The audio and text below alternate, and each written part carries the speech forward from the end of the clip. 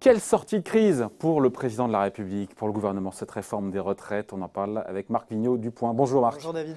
Bon, alors il y a eu cette phrase qui a été lâchée hier. On ne sait pas si c'est Macron, enfin le président qui l'a dit, ou son entourage, comme quoi le président était favorable à une amélioration possible du projet du gouvernement, notamment sur l'âge pivot. Il a aussi dit qu'il n'abandonnerait pas, il ne reculerait pas, il ne renierait pas son projet. Qu'est-ce qu'il faut comprendre? Il y a un appel du pied qui est lancé, encore une fois on le sait, au seul syndicat réformiste d'envergure qui soutient le projet, avec ce message subliminal d'impossible recul pour le coup sur l'âge pivot, parce que voilà, dans les heures qui viennent, certains disent qu'il y aura une nouvelle version du projet. Alors, il y a beaucoup de pression pour qu'il recule là-dessus parce que tous les analystes font le raisonnement selon lequel on ne peut pas faire la réforme sans la CFDT et que bon, pour calmer les choses, il faut se concilier Laurent Berger et l'UNSA également.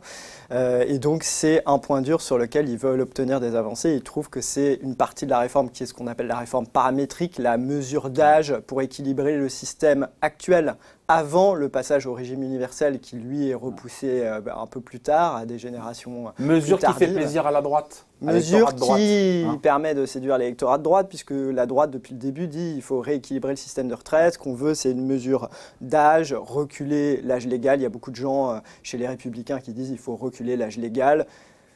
L'âge pivot d'ici 2027, c'est une façon d'inciter les gens à travailler plus longtemps, donc c'est un peu l'équivalent. Et évidemment, ça fait hurler tous les syndicalistes, les grands syndicats et une partie de la gauche. Et donc la question, c'est est-ce qu'il peut reculer là-dessus? Du point de vue de son électorat, qui est plutôt l'électorat séduit pour l'instant, c'est plutôt l'électorat de droite, c'est compliqué. Mais par contre, s'il veut sortir de la contestation du mouvement social, il aurait plutôt intérêt à essayer de se concilier Laurent Berger. Alors, il y a deux raisonnements, même dans la majorité. Il y a un raisonnement qui est de dire il faut absolument se concilier Laurent Berger, c'est le grand syndicat réformiste, la CFDT. Sinon, on a juste le MEDEF qui soutient le projet. Voilà. Et l'autre raisonnement, c'est de dire finalement, la CFDT, ils ne mettent pas grand monde dans la rue. Est-ce qu'on a vraiment besoin Ça n'a pas été un raz-de-marée. Voilà, ça n'a pas été un raz-de-marée cette semaine. Le fait que la CFDT appelle à se mobiliser dans un cortège séparé, pas avec les mêmes mots d'ordre, etc., ça n'a pas été un game changer, comme on peut dire.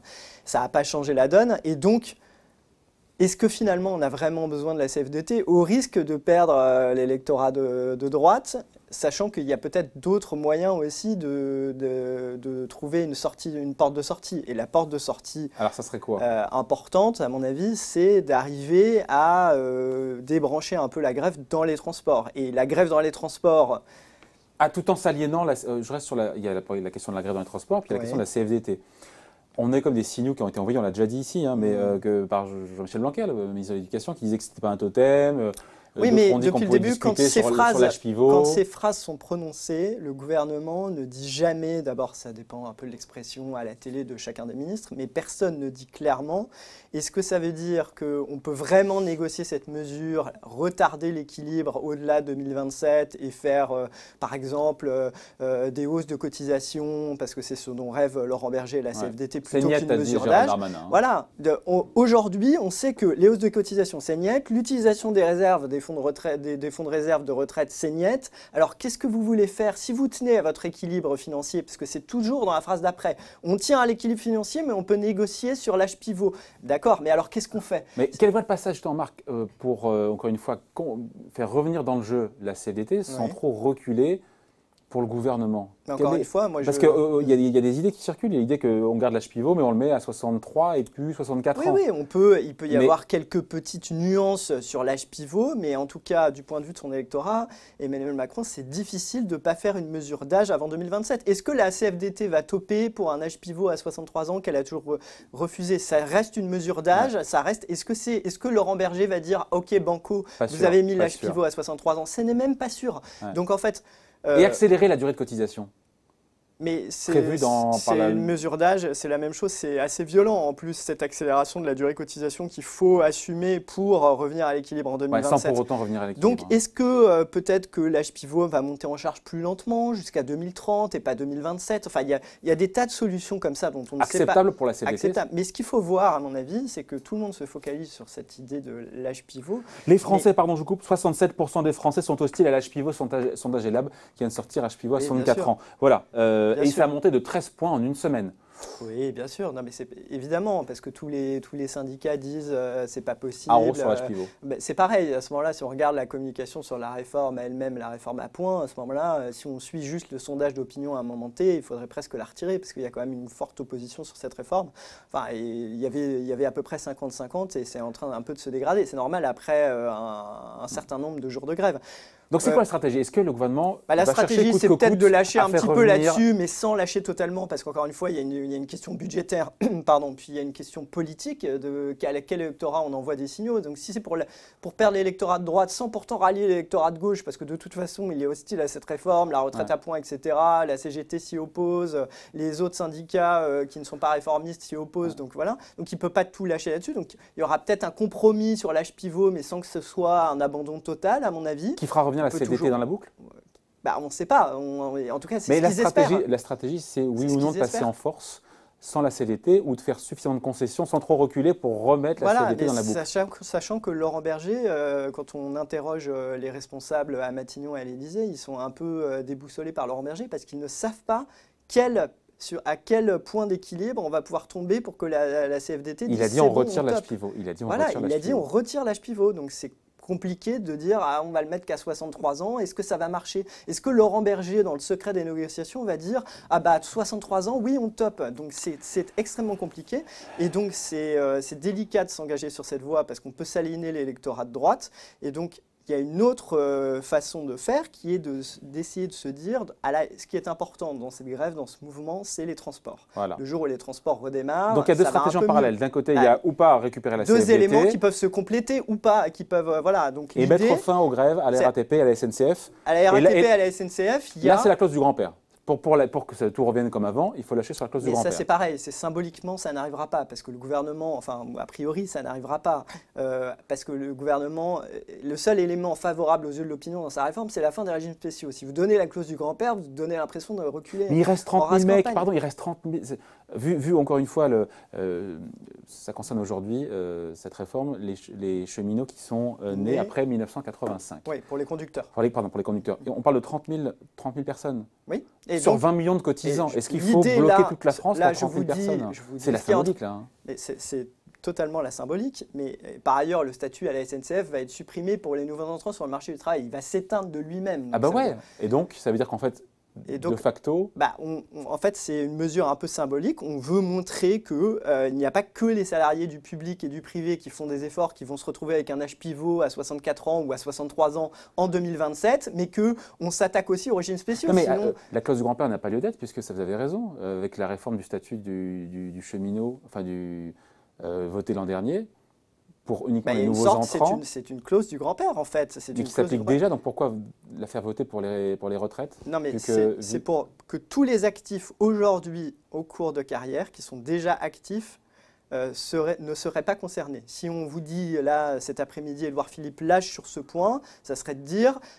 Pour l'instant, il y a tous ceux qui sont nés après 1985 qui sont concernés. Donc, comme vous dites, ça représente une trentaine de 30 000, ça dépend des évaluations des syndicats, etc., de chauffeurs, de conducteurs, pardon. Et donc, l'idée du gouvernement, c'est sans aller jusqu'à la clause du grand-père pour ces gens-là, dire vous ne serez pas du tout concernés. L'idée, c'est de leur dire individuellement, je vous promets, votre pension ne baissera pas. Parce que les cheminots, ce dont ils ont peur, c'est que leur pension baisse. Parce qu'aujourd'hui, elle est calculée sur les 6 derniers mois de carrière. Les cheminots, ils ont des carrières très ascendantes. Et donc, si on calcule leur retraite sur les 6 derniers mois, ça fait une bonne retraite. Si on la calcule sur l'entièreté de la carrière, comme dans le régime universel, il y a un risque de baisse de pension. Et donc, l'idée du gouvernement, ce qui se discute, c'est de dire à la SNCF et à la RATP, négocier votre conversion. Par exemple, quelqu'un qui est né en 1985, qui va rentrer dans le système universel. Au moment où le système va basculer, il aura effectué toute une partie de sa carrière dans l'ancien système de retraite. Donc, cette partie de la carrière-là va être calculée dans l'ancien système de retraite. Donc, on va faire des carrières fictives, on va calculer ce que serait leur rémunération dans les 6 derniers mois si on gardait le même régime de retraite. Et on va convertir les droits acquis au milieu de la carrière selon les 6 derniers mois.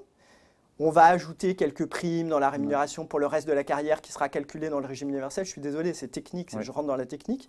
Et donc, à la fin, l'idée, c'est que les entreprises soient capables d'envoyer une lettre à chacun des cheminots concernés en disant « Nous avons trouvé un mode de calcul qui garantit, même ce n'est après 1985, qui garantit que votre pension ne baissera pas. » Et l'espoir, c'est que les cheminots des syndicats réformistes se disent « On a une garantie sur notre pension, l'âge de retraite va reculer pour vraiment très peu de salariés et en plus très progressivement, donc ce n'est pas un gros problème. En plus, c'est des gens très jeunes, les gens nés en 1985 qui ne sont pas forcément accrochés à un âge de départ dont par ailleurs ils savent que les durées de cotisation devaient s'allonger dans le temps, etc. » Donc l'idée, c'est de se dire les conducteurs des syndicats réformistes accepteraient, en voyant qu'ils ont une garantie sur leur pension, pourraient arrêter le mouvement. Et c'est là qu'il y a une incertitude, c'est-à-dire que les chauffeurs, la base est tellement remontée, est-ce que même si les syndicats réformistes disent « on vous a obtenu une garantie de pension, regardez, vous avez reçu la lettre de la RATP et de la SNCF », est-ce qu'ils seront suffisamment excités pour dire « c'est pas grave, on continue quand même ». Et c'est là qu'il y a une incertitude. L'idée, c'est quand même se dire si ces chauffeurs-là, si ces conducteurs-là ont une garantie, ils pourraient arrêter le mouvement. Et si vous débranchez le mouvement avec des syndicats qui pèsent quand même un gros poids dans l'entreprise, l'UNSA, ils sont numéro 2 sur les roulants. D'ailleurs, un peu plus que la CFDT. Vous arrivez à calmer la grève un peu dans les transports. Imaginons, je ne connais pas exactement le poids des chauffeurs, à quel point ils vont reprendre le travail, etc. Mais imaginons qu'ils soient 40% à reprendre le travail et qu'il y ait au moins 40% des RER, des métros et des trains qui circulent. C'est déjà pas pareil que si vous avez un quasi-blocage de toutes les lignes. Et donc, au bout d'un moment, est-ce que les chauffeurs, les conducteurs de la CGT qui font grève ne se mettront pas le taux de grévistes commencera à baisser et on arrive à plus ou moins à rester ferme sur la réforme. Donc, pas de concession symbolique de la part du gouvernement sur l'âge pivot ou sur la clause du grand-père, mais des petits arrangements, peut-être sur l'âge pivot, on ne sait pas, peut-être un petit peu, mais sans totalement reculer parce que c'est très important pour l'électorat de droite. D'autres concessions qui feront plaisir aux syndicats réformistes, la pénibilité, les aménagements de fin de carrière, comment on passe d'une fin de carrière, ne pas tomber du jour au lendemain à une carrière où on travaille à 100% et le lendemain on est à la retraite. Il faut qu'il y ait des gens qui sont fatigués, qui puissent avoir des aménagements de fin de carrière, qui puissent faire des mi-temps, des tiers-temps, qui puissent changer de poste, etc. C'est la négociation avec la patronat pour garder les seniors le plus longtemps possible dans l'entreprise, la pénibilité, les aménagements de fin de carrière, le minimum de retraite à 1 000 € qui pourrait peut-être être augmenté. Mais quand on reste inflexible sur les principes, clause du grand-père, âge pivot, et que derrière des petits arrangements, comme vous dites, et des concessions, au final, ça peut être une réforme qui coûte cher. Ça dépend de quels sont les arrangements, il va falloir voir le chiffrage. Mais c'est pour ça, en partie, que le gouvernement est quand même aussi intéressé à garder cet âge pivot, parce qu'en fait, la réforme, elle coûte cher parce que, mine de rien, il y a quand même des éléments très sociaux dans cette réforme. Il faut bien la financer. Et il faut la financer. Et donc, on commence à remettre déjà le système à l'équilibre pour le futur. Parce que si on démarre avec un déficit, raisonne le gouvernement, surtout Matignon d'ailleurs, il y a un problème de financement de ce minimum de retraite à 1 000 € qui serait peut-être un peu plus que 1 000 € parce que la CFDT réclame 100% du SMIC. Là, c'est 85% du SMIC. Ça va augmenter, les 1 000 €. Donc, ce qu'on retient, Marc, on a dit plein de choses, comme à chaque fois, mais le président ne... C'est pas acté que le président recule sur l'âge pivot. Contrairement à ce qu'on a pu entendre, c'est pas acté du tout. Il y aura peut-être un compromis sur l'âge, comme vous dites, 63 ans, etc. Mais retirer la mesure de l'âge pivot, ça me paraît très, très improbable. Mais il y a cette idée quand même d'essayer toujours de fracturer, de fissurer le front syndical. En conservant la CFDT, en faisant rentrer la CFDT, mais en donnant d'autres concessions à la CFDT, la pénibilité, le minimum de retraite, les fins de carrière, rassurer à la RATP et la SNCF, parce que si on retire l'âge pivot, est-ce que la grève s'arrête à la RATP et la SNCF? C'est même pas sûr, parce qu'eux, ils disent qu'ils se battent contre la réforme à point. Donc on peut lâcher l'âge pivot sans être sûr que la grève s'arrête. Et le troisième volet, c'est d'essayer de mettre fin aux grèves à la SNCF et à la RATP avec les mesures qu'on a évoquées. En tout cas, débrancher une partie des grévistes. Voilà. et espérer que les autres suivent au bout d'un moment en se disant c'est l'impasse, la réforme va passer et il n'y aura pas de moyen de sortir Il y a des négociations multilatérales aujourd'hui, on verra en fin de journée ce qu'il en ressort. Merci en tout cas pour ce passage en revue des sorties de crise possibles pour le gouvernement avec Marc Vigneault, journaliste au Point. Merci Marc.